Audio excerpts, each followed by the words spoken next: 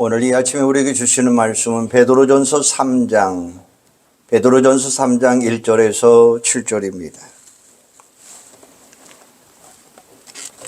베드로전서 3장 1절에서 7절입니다. 아내들아, 이와 같이 자기 남편에게 순종하라. 이는 옥 말씀을 순종하지 않는 자라도 말로 말미암지 않고 그 아내의 행실로 말미암아 구원을 받게 하려 함이니 너희 두려워하며 정결한 행실을 봄이라.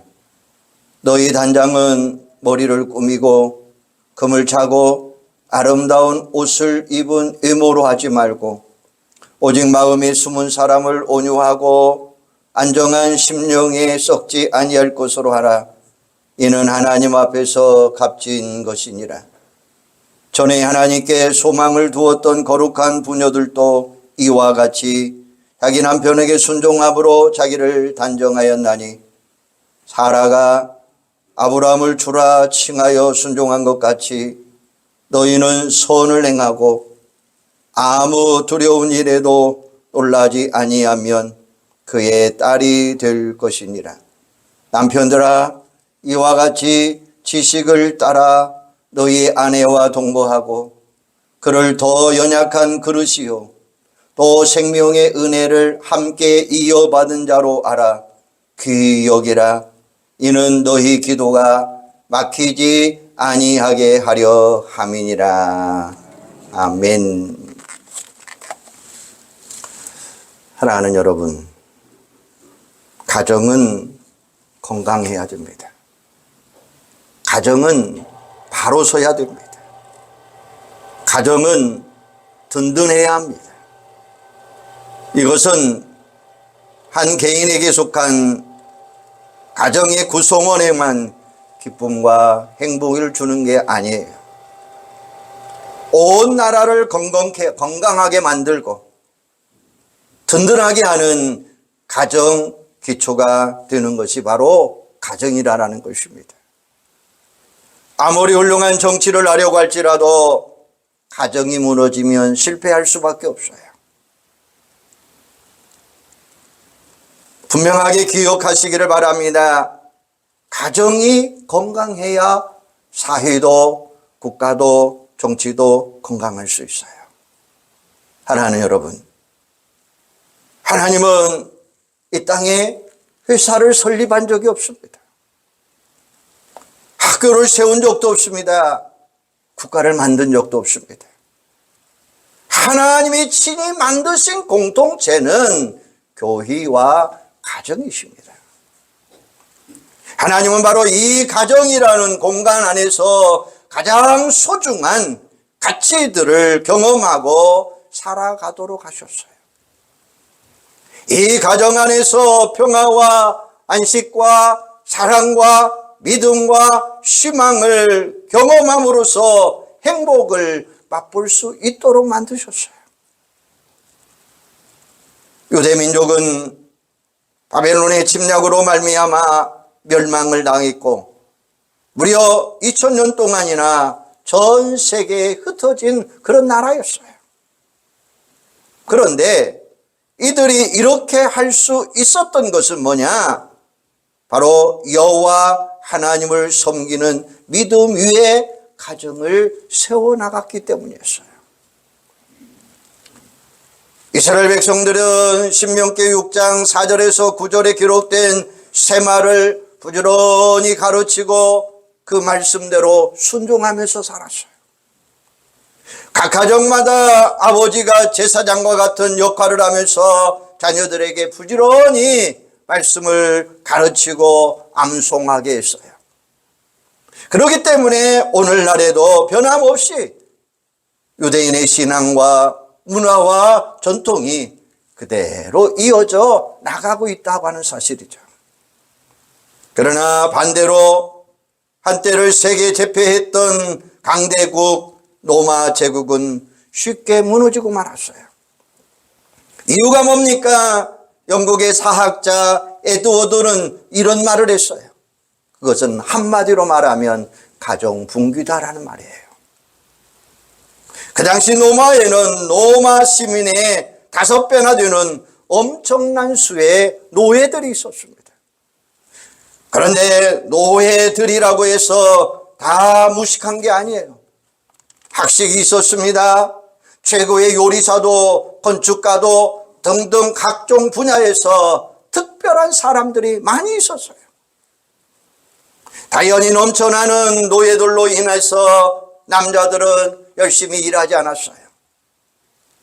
여자들도 한가라이 모욕을 즐기며 외모를 치장하는 데 시간을 보냈어요.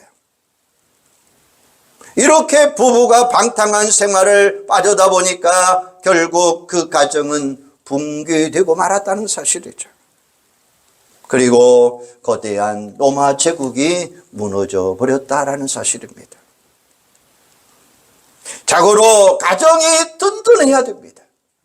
가정이 살아야 된다는 사실이에요. 가정이 제 기능을 다해야 행복이 있을 수 있다고 하는 사실이에요. 행복을 가정에서 찾아가야 돼요. 가정에서 단란함을 찾아가는 여러분들이 되기를 바랍니다. 기억하세요. 하나님이 주신 가정을 우리는 회복시켜야 된다라는 사실이에요. 가정이 건강하고 든든할 때에 이 사회와 민족은 모든 분야가 힘있고 건강하게 제 기능을 발휘하면서 살아갈 수 있는 거예요. 산다는 것이 말처럼 쉽지는 않습니다. 특별히 우리 인생 속에 크고 작은 많은 위기가 있습니다. 우리가 경험하는 많은 위기 가운데 아주 심각한 위기가 있는데 그 가운데 하나가 바로 부부의 위기다라는 말씀이에요. 가정의 위기라는 말씀입니다. 가정이 무너지면 사회와 국가가 무너져요. 가정은 인간 사회를 지탱하는 가장 중요한 기초돌이 되기 때문에 그렇습니다. 결혼하신 분들은 다 경험한 이야기이지만 성장 환경이 다르고 성격이 다르고 가치관이 다른 두 사람이 한 몸이 되어 산다는 것은 얼마나 어렵겠습니까? 그래서 부부에 대해서 이런 말을 하고 있습니다. 부부란 10대에는 서로가 꿈속에서 살고 20대에는 서로가 신이 나서 살고 30대에는 서로가 환멸을 참으면서 살고 40대는 서로가 체념하면서 살고 50대는 서로가 가엾어서 살고 60대에는 서로가 없어서는 안 되니까 살고 70대에는 서로가 고마워서 산다라는 말이에요. 우리의 가정이 깨어지고 무너지기를 원한다는 것은 사단밖에 없어요. 하나님은 우리의 가정이 예수 안에서 하나 되고 행복한 가정이 되기를 원하고 계셔요. 그런데 행복한 가정은 서로의 노력이 없이는 결코 이루어갈 수 없다고 하는 사실이에요. 왜 결혼합니까? 행복한 가정을 이루기 위해서예요.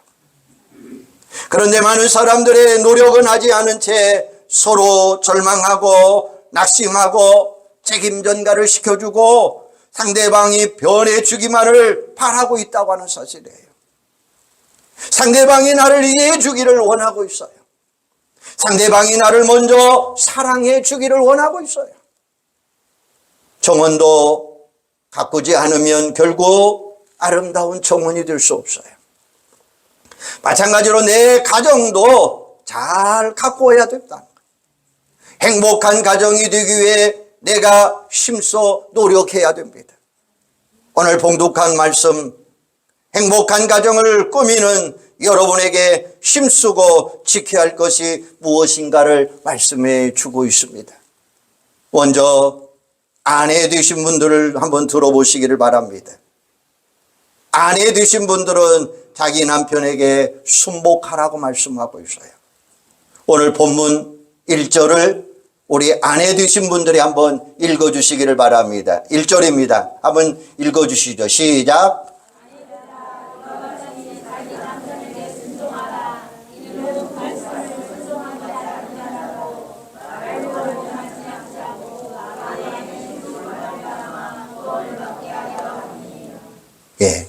여기서 순복이라는 말이 나와요.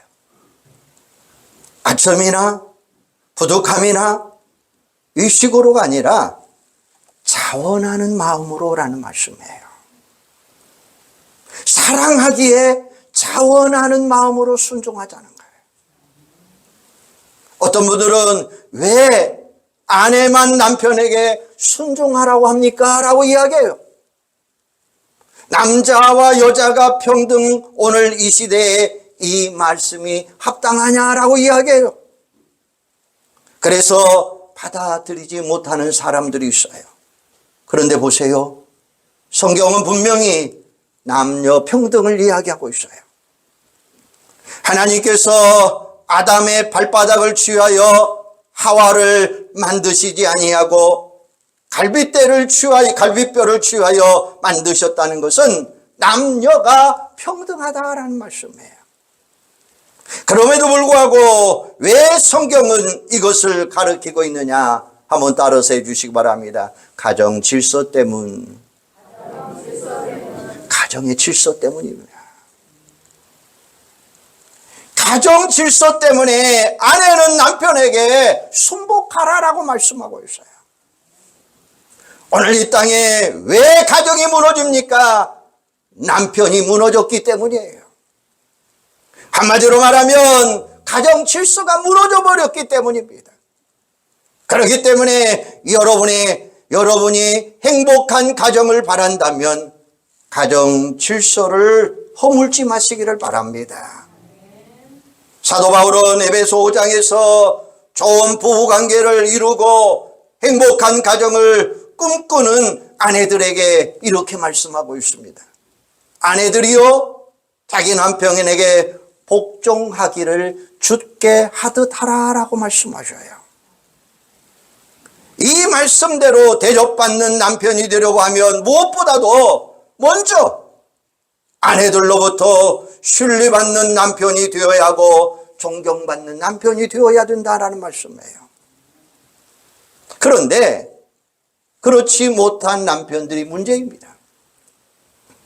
아내들은 하나님의 명령을 따라 아무리 남편을 잘 섬기려고 해도 그 남편을 도무지 믿지 못하고 신뢰할 수 없다면 존경할 수 없겠죠. 특별히 가정에서 남편이 가장 참기 힘든 것은 뭐냐? 자존심 때문입니다. 남편이 돈을 벌어오지 못하면 아내는 남편을 업신여기가 쉽습니다. 아내가 남편에게 함부로 말하고 행동하다 보면 남편의 자존심은 쉽게 상할 수밖에 없는 거예요. 그러다 보면 남자는 자신의 잘못은 생각하지 아니하고 자존심이 상하는 것을 참지 못하여 분을 내기도 하며 주먹질을 하기도 하며 물건을 내던지기도 한다라는 거죠. 그러므로 아내는 언제나 남편의 자존심을 상하게 하는 말이나 행동은 취하지 않는 지혜로운 여인들이 되시기를 바랍니다. 여자는 사랑을 받으며 살아가는 존재이지만 남자는 자존심을 세워받으며 살아가는 존재다라는 말씀이에요. 우리 예수 믿는 사람들도 이런 아내, 이런 어머니가 되어주기를 주님의 이름으로 소망합니다. 그렇다면 왜 남편에게 순종해야 됩니까? 오늘 1절에 보면 아내의 행실로 말미암아 구원을 받게 하려 함이니라고 이야기해요. 불신자의 남편일지라도 그 아내의 행위로 구원을 얻도록 하기 위하라는 사실이에요. 여러분이 진정 믿음의 사람이라면 여러분의 변화된 아름다운 행위로 남편을 구원하시기를 바랍니다. 그것은 바로 남편의 자존심을 세워주고 그에게 순종하는 거예요.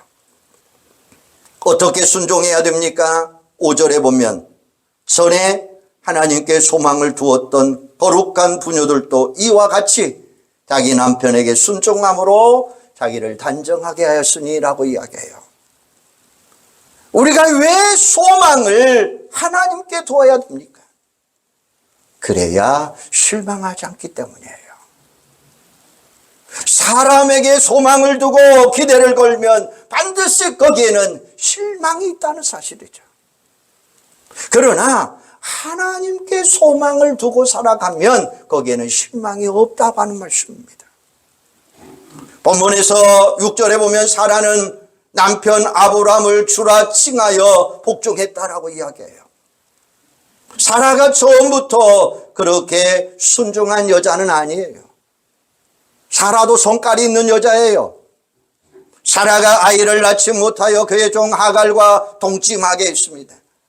하갈이 잉태하자 자식을 못 낳은 사라를 멸시합니다. 그러니까 사라가 열받았어요. 그래서 창세기 16장 5절에 보면 아브라함에게 뭐라고 바가지 긋는 줄 아십니까? 내가 받는 욕을 당신이 받으라 라고 이야기해요. 그렇지만 하나님의 은혜를 입어 자식을 낳을 것에 대한 말씀을 들었을 때에 사라가 아브라함에게 뭐라고 이야기합니까? 나의 주인이여 라고 이야기해요. 하나님의 은혜를 입은 결과가 나의 주인이여 라고 고백한 거예요.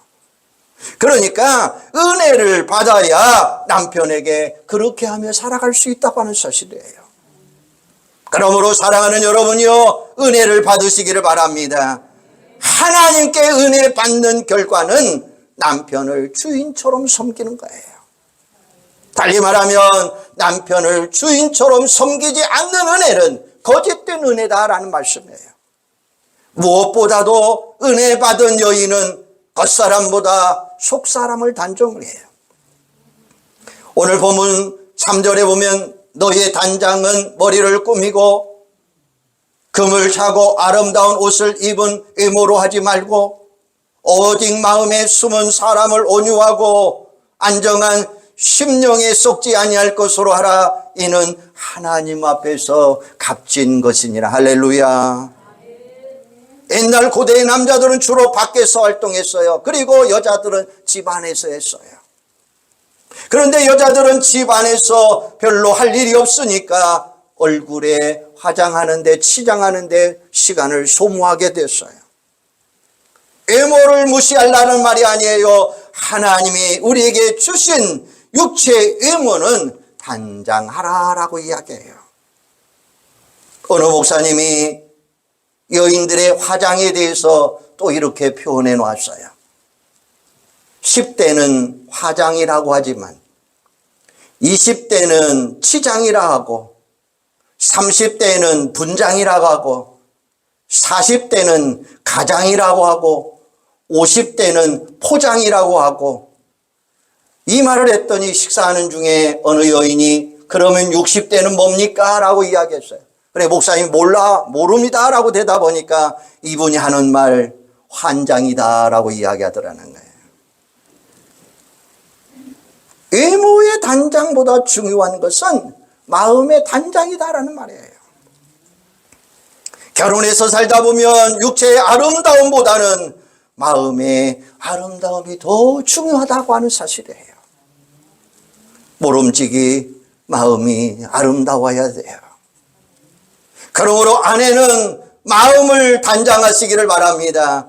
여인의 진정한 아름다움은 내면의 아름다움이 되는 줄로 믿습니다. 그러면 속사람을 어떻게 단장해야 되느냐? 온유한 안정된 심정으로 단정하자는 거예요. 사실 우리 속사람은 온유하고 안정되어 있습니다. 그런데 우리가 거듭난 성령의 지배를 받지 못하면, 육의 지배를 받고 살다 보면 분노하게 되고 평정을 잃어버리기 쉬워요. 그래서 성령의 지배를 받으면 우리는 온유한 삶을 살 수 있다는 말씀이에요. 사랑하는 여러분, 아내는 무엇으로 단장해야 되느냐? 바로 온유함이 되는 줄로 믿으시기를 바랍니다. 아내는 무엇으로 단장해야 되느냐? 안정된 심령으로 해야 돼요. 안정한 심령은 환경의 지배를 받지 않는 평안한 마음, 정숙한 마음, 우리 남편들은 아내에게 이것을 요구하고 있다는 사실이에요. 사람이 중년이 되면 남자는 여성화가 되고 여자는 남성화가 된다는 거예요. 그래서 남자는 집 안에만 있고 싶어 하고 여자는 나가고 싶어 하는 거예요. 남자는 하루 종일 세상에서 할 말을 다 하고 들어와서는 말하기를 싫어하는 침묵입니다. 반면에 여자는 하루 종일 제대로 말 한마디 못하고 살림만 하다가 남편이 돌아오면 말하고 싶어 해요. 그런데 그것이 안 되면 바가지 긋기 시작하더라라는 거예요. 그런데 그렇게 하면 돼요. 아무리 힘들고 어려운 일이 있다 할지라도 아내는 자기 가정을 안정하게 지켜나가야 된다라는 사실이에요. 아내는 돕는 배필입니다. 남편을 늘 위로하고 격려하고 용기를 주는 여러분들이 되기를 바랍니다. 두 번째는 순복으로 단정하자는 거예요. 여성의 매력이요 아름다움은 온유함이 된다는 거예요. 안정된 심령이라는 거예요. 그리고 순종입니다. 왜 우리가 순종합니까? 그것은 하나님이 우리에게 명령하셨기 때문이에요. 세 번째는 자신을 단장하는 수단이 되기 때문이에요. 불신자인 남편을 위해 오랫동안 기도해오는 어느 여인이 있었어요. 가까스로 어렵게 남편이 교회를 출석하게 되었고 예수 믿기로 작정을 했어요. 그런 남편이 무척 고마웠습니다. 모처럼 남편과 둘이서 동해안 여행을 떠나서 경포대 관광호텔에 투숙하게 되었습니다.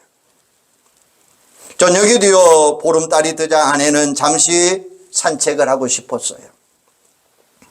남편이 샤워하는 동안 산책을 하다가 문득 자연 속에서 사랑하는 남편을 위해서 한번 기도드리고 싶은 마음이 일어났어요.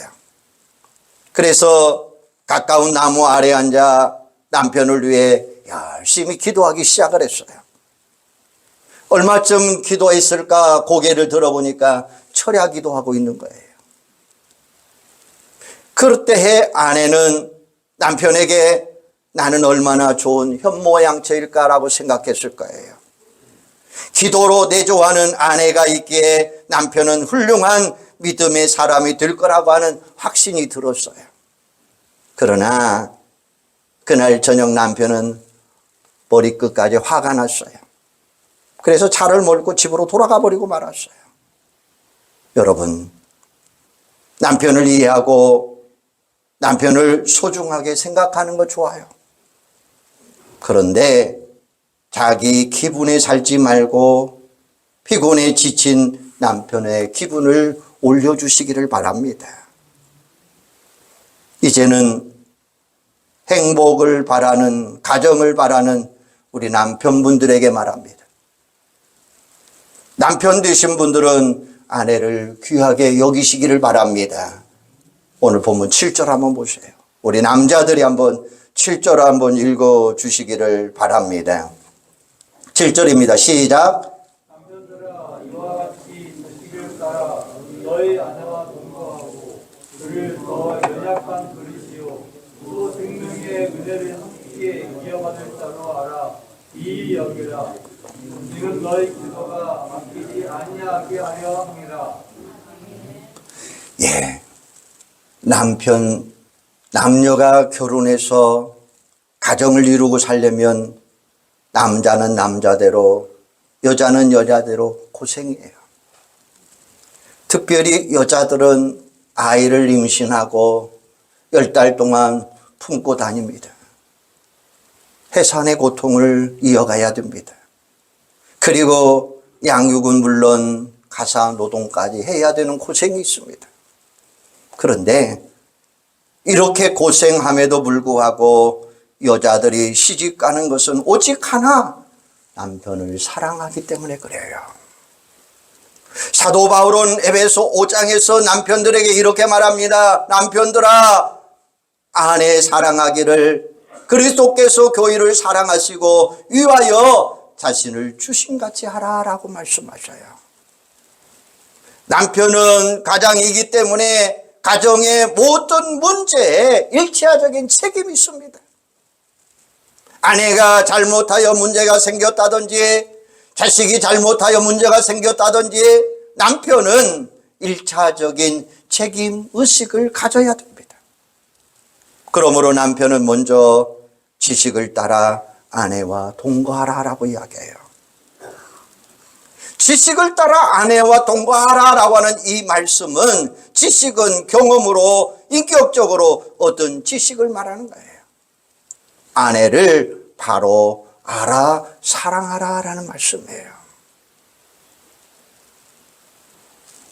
경험을 통해서 아내가 무엇을 좋아하는지 성품과 감정의 미묘함을 알라라는 거예요. 내가 이해한 아내가 아니라 아내의 마음과 생각을 알아주라라는 말씀이에요. 다음은 남편은 아내를 귀하게 여기라라는 거예요. 귀히 여기라라는 이 말은 사랑하라라는 말이에요. 여인은 연약합니다. 신체적으로 유혹에도 약합니다. 그러므로 힘든 일은 남자가 해야 되고, 그런데 우리나라는 그렇지 않아요. 아내는 머리에 짐을 지고 아이를 등에 업고 양손에 물건을 들고 갑니다. 그런데 남편은 도포자락을 흘러내며 점잖게 걸어갑니다. 그러나 이것은 성경적이 아니에요. 성경은 뭐라고 이야기했느냐? 연약한 그릇이기에 그를 돌봐주라라고 이야기했어요. 두 번째 이유는 생명의 은혜를 유업으로 함께 얻은 자이다라는 말이에요. 생명의 은혜란 뭐냐? 영생을 말해요. 그러니까 천국을 같이 누리며 살아갈 존재인 줄로 믿으시기를 바랍니다. 세 번째 이유는 기도가 막히지 않도록 하기 위한 거예요. 부부 사이에 갈등이 생기면 기도가 막혀요. 남편에게 불순종하면 기도가 막혀요. 남편도 아내를 귀히 여기지 아니하면 기도가 막혀요. 기도가 막힌다라고 하는 이야기는 은혜의 통로가 막히고 축복의 통로가 막혀버린다라는 말씀이에요. 하나님의 사랑은 무조건적으로 베푸는 사랑이지만 인간의 사랑은 그렇지 못해요. 받은 만큼 주게 되어 있습니다. 그래서 사랑을 많이 받으면 받을수록 사랑을 배우게 되고 사랑을 베풀 줄 아는 사람이 될 수 있다고 하는 사실입니다. 사랑이 많은 여인들을 살펴보세요. 대개 부모님들로부터 사랑을 많이 받았거나 남편으로부터 사랑을 많이 받은 사람인 것을 분명하게 발견할 수 있는 거예요. 그러나 도무지 사랑받지 못하고 자란 여인들은 사랑할 줄 몰라요. 아내를 사랑할 줄 모르는 남자들은 대개 아내로부터 사랑받지 못했기 때문이에요. 당연히 심는 것이 없으니까 당연히 거둘 수가 없다고 하는 말씀이에요. 그러므로 우리는 젊어서부터 아내를 뜨겁게 사랑하셔야 돼요. 그래야 사랑받는 아내가 사랑에 감격하고 사랑을 배워서 늙어서도 남편을 더 사랑하게 되어 있다고 하는 사실입니다. 별로 듣고 싶지 않는 말이에요. 그런데 가정에서 한번 생각해 보십시다. 내일 아침에 일어났을 때에 남편이 없다고 아내가 없다고 하면 생각해 보시기를 바랍니다. 또 다른 가정, 하루에도 수많은 사건, 사고들이 일어나고 있습니다. 부부관계가 단절되거나 헤어짐의 아픔을 겪는 이야기 우리 숱하게 듣고 있습니다. 그런데 그 이야기의 주인공이 다른 사람이 아니라 나 자신인 거 한번 생각해 보시기를 바랍니다. 현기증 날 이야기 아닙니까? 그렇다면 당연히 오늘 내 곁에 남편과 아내 가족 소중하게 여기시기를 바랍니다. 사랑하는 여러분, 우리 서로 사랑해야 돼요. 진정한 행복은 뜨겁게 사랑하는 거예요. 사랑은 실패가 없습니다. 사랑은 손해가 없습니다. 사랑은 오직 성공이요 기쁨이요 승리요 행복이 비결이라는 사실이에요. 사랑은 베푼 만큼 돌아와요. 여러분이 하루를 살면서 사랑받는 일이 없다면 여러분이 사랑에 인색했기 때문이에요. 사랑은 내가 베푸는 만큼 돌아와요. 사랑은 정확하고 실패가 없습니다. 오직 사랑은 관계다라는 말씀이에요.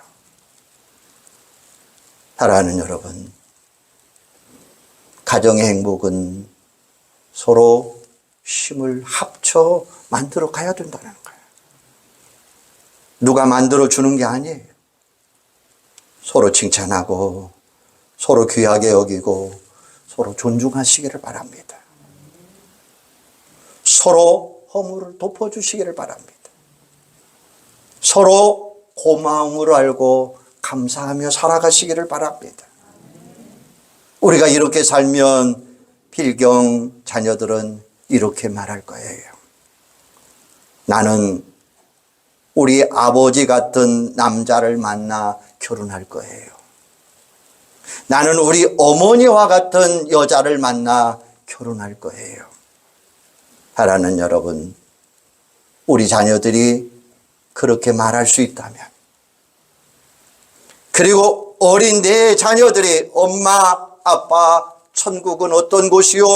라고 물어왔을 때에 애야, 천국은 말이야 바로 우리 가정 같은 곳이야 라고 말할 수 있는 여러분들이 되기를 주님의 이름으로 축원합니다. 바로 이것이 행복한 가정이 될 수 있다고 하는 사실이에요. 바로 이것이 아름다운 작은 천국을 만들어갈 수 있다고 하는 사실이에요. 우리 모두가 이런 아름다운 가정을 만드는 아름다운 남편과 아내가 되는, 그래서 온 가족들이 화평을 이루고 행복을 이루고 사랑이 움트는 그런 아름다운 가정을 만드는 우리 온 식구들이 되시기를 주님의 이름으로 축원합니다. 기도하겠습니다. 오늘 남편과 아내에 대해서 말씀했어요. 아버지 하나님, 진정한 행복은 뜨겁게 사랑하는 것이다 라고 말씀했어요. 사랑은 손해보는 일이 없습니다. 실패하는 일이 없습니다. 우리 서로 베풀며 살아가게 하여 주시옵소서. 진정한 그리스도의 사랑으로 자신을 희생하며 희생하며 사랑하는 자들 되게 하여 주시옵소서. 정말 우리 가정이 아름다운 천국을 이룰 수 있는 복된 가정, 우리 부부가 되도록 함께하여 주시옵소서.